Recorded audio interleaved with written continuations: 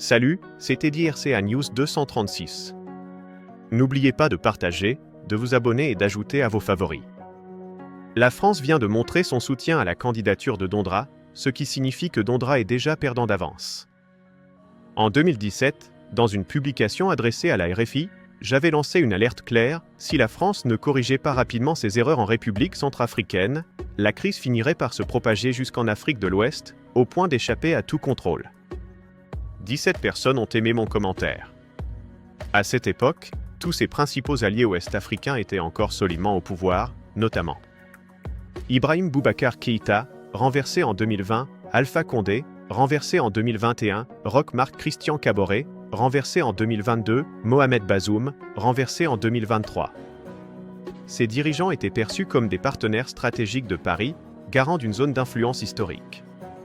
Leurs chutes successives marquent non seulement l'effritement des réseaux diplomatiques français, mais aussi l'échec des politiques de stabilisation menées depuis des décennies.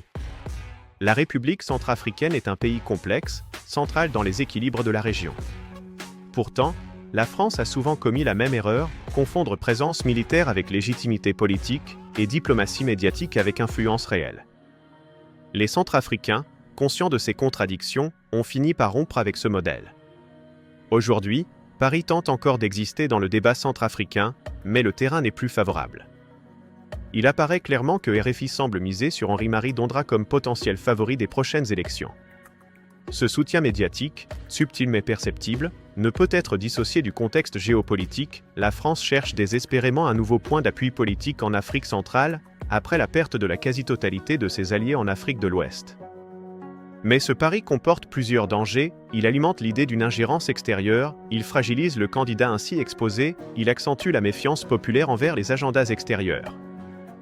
Dans le contexte actuel, être soutenu explicitement ou implicitement par Paris peut devenir un handicap électoral majeur.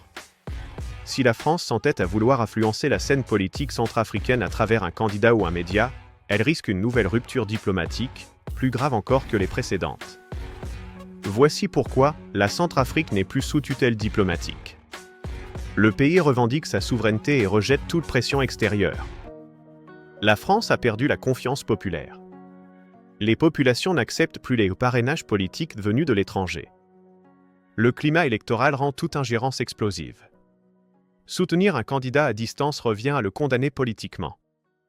L'histoire récente de l'Afrique de l'Ouest est un avertissement. Les alliés privilégiés de Paris ont tous été balayés les uns après les autres. Penser que la Centrafrique ferait exception relève de l'illusion. Les avertissements ignorés finissent toujours par coûter cher. En 2017,